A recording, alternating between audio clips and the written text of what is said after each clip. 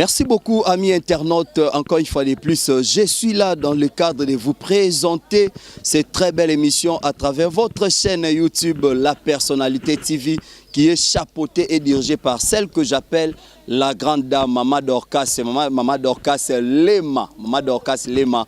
Clin d'œil à toi, c'est ton fils Junior Mwewabo. Merci aussi à toi. Derrière la caméra, c'est votre humble serviteur, le réalisateur patron Nenga Mesana Koloba, Metintima. Merci à la grande famille Apelko. Et quant à moi, je vous informe que nous sommes précisément dans la commune de Lemba, dans le cadre des visites des anciens joueurs. Il y a Léopard, la famille biologique, il y a Icône. L'illustre disparu, Emeka et Sangama Malé. Je crois que derrière moi, le décor est bel et bien planté. Nous sommes là accompagnés de la presse. Je vois Aigle Jaune Tanya Mboyo, je vois Lissi Milonda, je vois Chadra Kouzoya, je vois Kevin Bouyi. Ils sont nombreux et mon ami Gabana Bassel aussi est là de la partie. Je vous laisse de suivre comment ça se passe et retrouvons-nous juste après pour les détails et les commentaires. Let's go. Ouais, CG René Kachamba, ancien de Dragon. Voilà. Visite Nabina Lelo, c'est l'objectif, c'est quoi? Bon, ndenge balobaka na retena phrase moko ya Papa Wemba alobi matanga esilaka mbango epai ya bapaya kasi epai ya bakolo nango matanga esilaka noki te.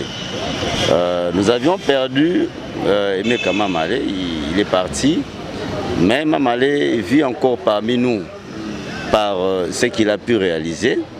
On n'est pas prêt, on n'a pas été prêt à kotika libota ya Mamale boye to bosana yango lokola biloko liaki oke kotika bosana yango te. Donc voilà pourquoi tu pensais qu'il to zonga lisusu na famille ya Mamale au moment où tout le monde presque bosani makambo oyo toye lisusu toye ko continuer ko lela pe ko encourager famille ya ndeko na biso. Voilà. Vous avez un message nini oyo par exemple ba fanatique à Mamale à de part et d'autre. Peut-être que vous avez occasion contre l'IET, ceux qui ont contacté ACF, moi message le aux administrateurs et puis numéro à contact. Bon, biso ACF, nous avons une manière de fonctionner na biso. D'emblée comme ça, le secrétaire général a na voix autorisée, il y a sa numéro à contact, de quelle façon Togoki ko faire participer Bandeko Mususu. Néanmoins, les gens sont libres de venir adhérer à ACF et ensemble na bangonde Togoki ko yeba ndengeni Togoki ko banda ko accompagner masolo ya Jean Rôle. Voilà. Pour adhérer, ba condition topelo lengeni ba ko adhérer au moins contact. Bon, ko adhérer ceux qui bo bengi biso na 090 50 38 261. Je répète, 090 50 38 261. Ndebozui, secrétaire général, et Togo Solola par rapport à Ndenge, beaucoup de adhérer à CF. Voilà. Il s'appelle Mayala, gardien Abisso Mayala. Boye bien les sous Jamukula Pesima Malema Mala Salina Kati Moutou et affiche. Yenda remplacera Tokala na bois après avoir causé un problème na genou. Gole Mayala Mbote. Mbote Mamale est parti, mais tout le monde a ACF Bazongi. Moi, impressionnant par rapport à la journée à l'élo. Bon, les Arabes qui est dans la famille, Matang et Zali, malgré tout ce qu'on a qui ndeko, mais tous dans la famille, Matang et Zaraka, mon ébisso africain, Babantou, donc il y a peut-être 40 jours, ça dépend des circonstances, mais aussi ceux qui m'attendent les alliés, Bakundi, Moutou, voisins, Babosana, Mbango, qui m'attendent les alliés, quoi.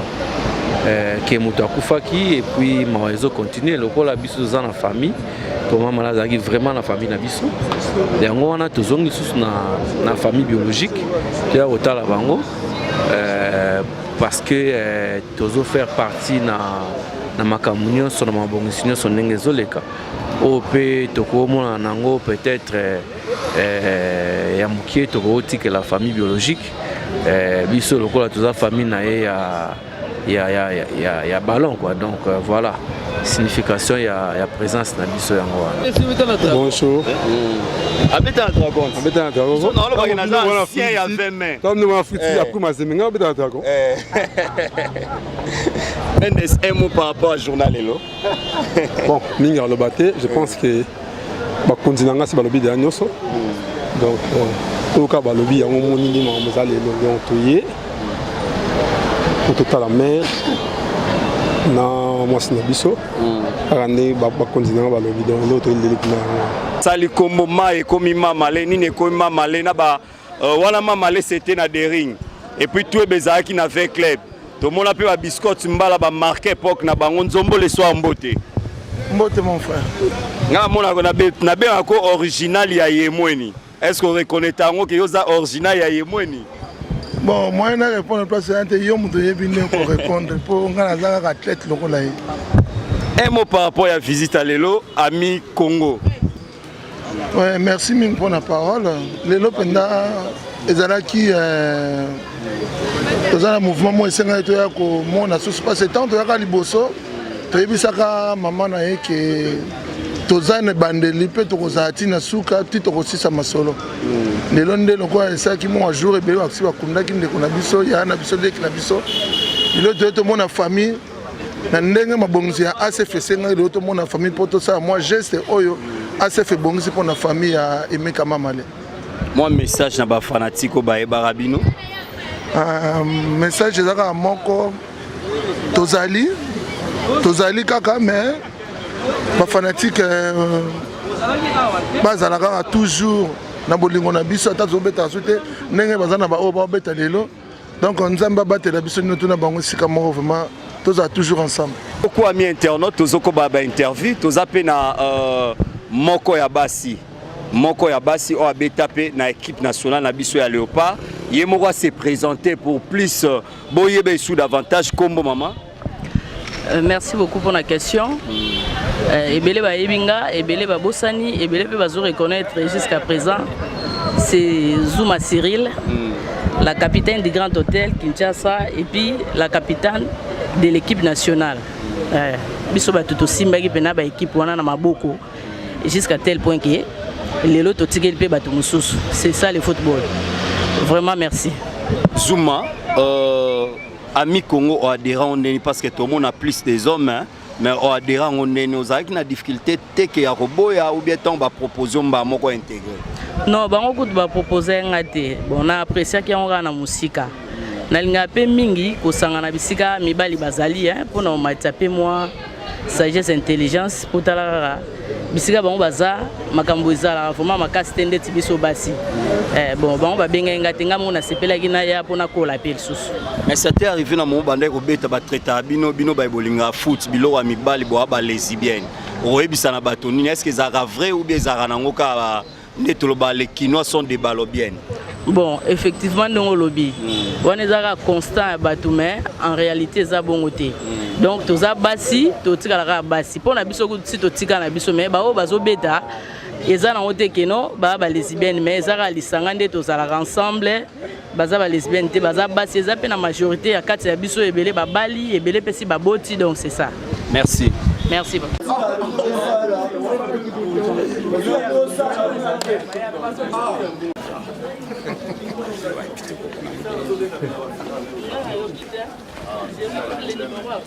Ah, ok.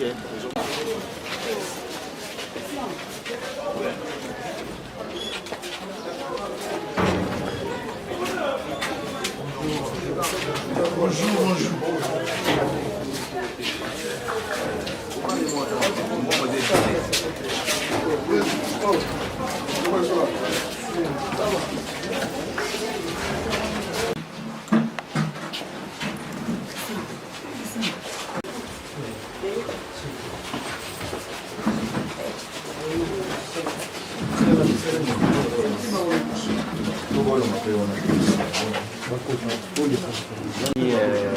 ACF, Ami du Congo Football.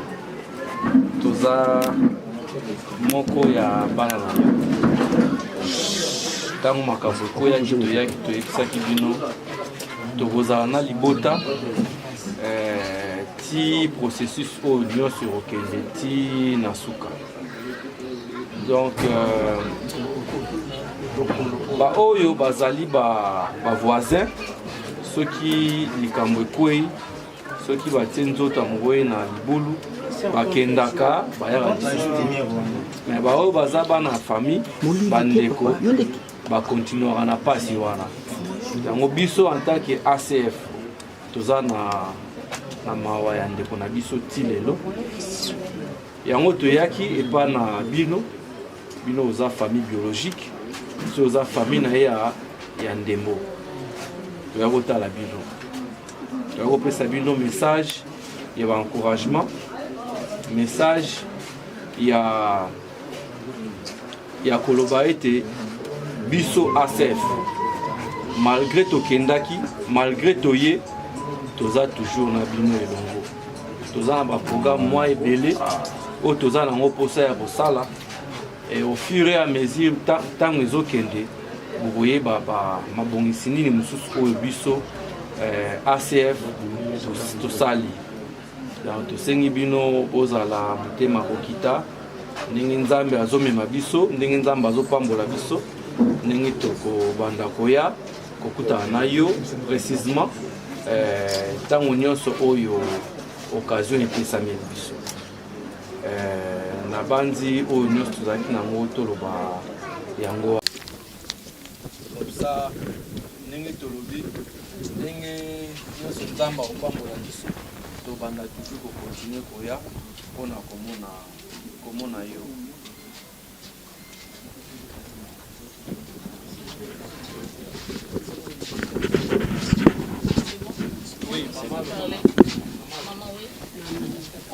Bana napesi bino merci. S'il vous plaît. Napesi bino merci. Bon, ezokamwisa ngai bafamille bazalaki awa ebele bomonaki bango nyonso bakenda kasi bino borepete lisusu mbala lisusu koya kotala ngai baninga ya mama le naza na esengo moko ya kosakana te talaka mokumba ndenge natikali na yango ya gracia. Merci. Bobosana ngai mokolo moko te bozongela ngai kaka ndenge wana oyo akanisi oyi kotala ngai napesi bino merci. Merci na baninga bazongeli ngai lisusu awa merci. ACF napesi bino merci. Merci. Ngia koloba eza te ya solo mokonzi natondi yo botondi napesi ACF merci.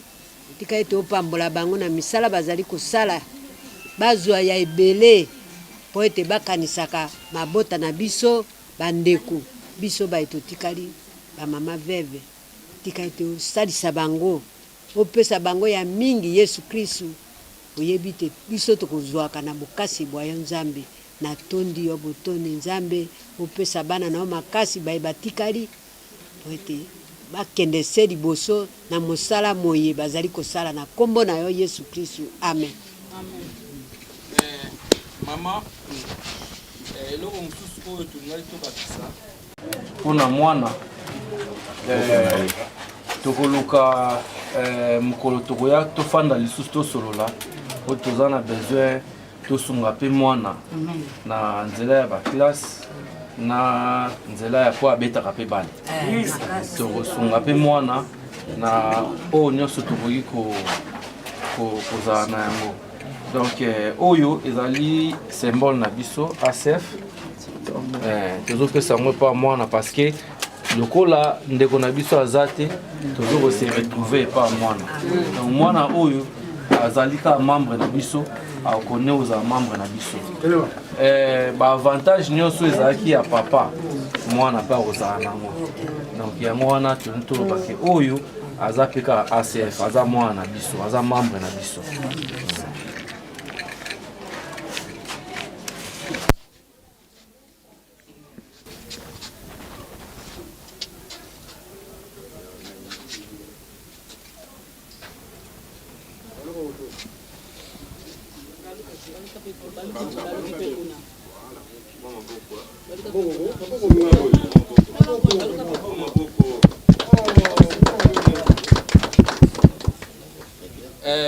tolingi toloba mpe na manzuzi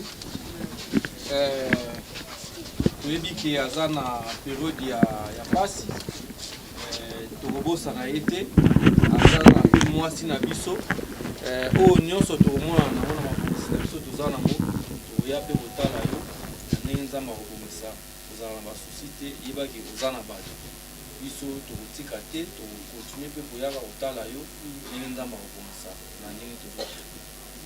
Merci beaucoup.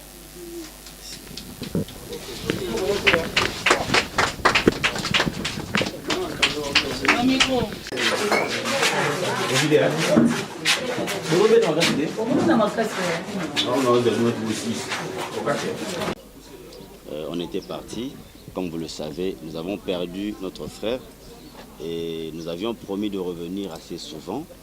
Voici qu'au moment où tout le monde a oublié pratiquement Mamalé, nous sommes revenus pour ressusciter Mamalé. En fait, Mamalé n'est pas mort, Mamalé n'est pas parti, Mamalé vit parmi nous. Mamalé a une famille, Mamalé avait une épouse, Mamalé avait un enfant.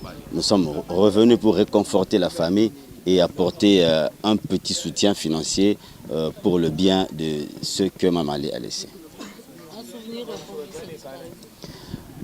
Beaucoup de souvenirs. C'était un monsieur qui était parfois mal compris, qui savait dire des choses vraies, qui disait la vérité, mais on ne le comprenait pas. Et beaucoup l'ont compris après sa mort. Donc on est dans les regrets. Il est parti, mais il est encore parmi nous. Voilà. Quelle était votre motivation? La motivation, c'est en tant que bon Africain, on sait que le deuil ne se termine pas si tôt. Alors Mamalé, puisque le deuil, Mamalé, on l'a enterré il n'y a pas encore un mois, on ne peut pas de sitôt l'oublier. Puisqu'il a, comme je venais de dire, il a laissé une famille, il a laissé une épouse et un enfant. Il était tout à fait indiqué que nous puissions revenir encore, puisque nous avions promis de revenir. Et voici que nous sommes là aujourd'hui.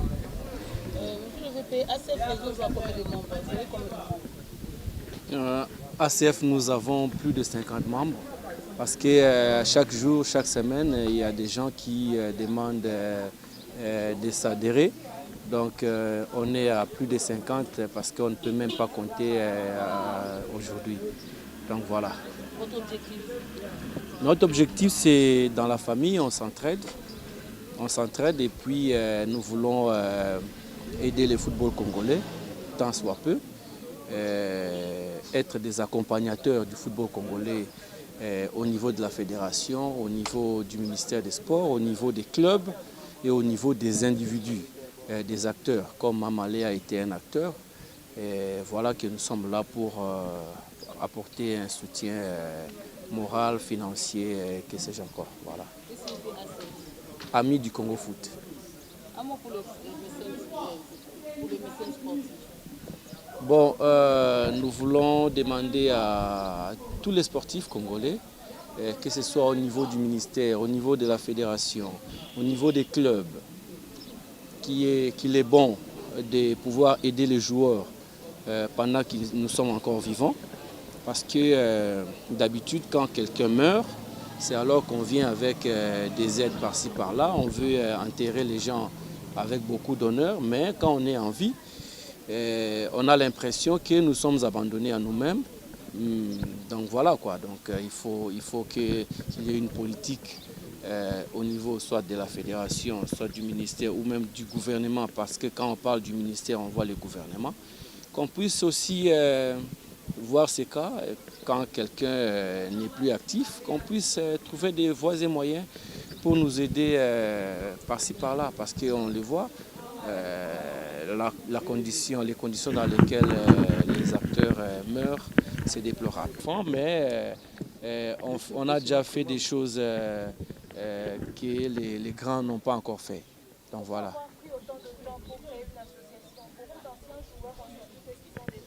Il a fallu que Mamalé décède pour qu'on puisse entendre les grands.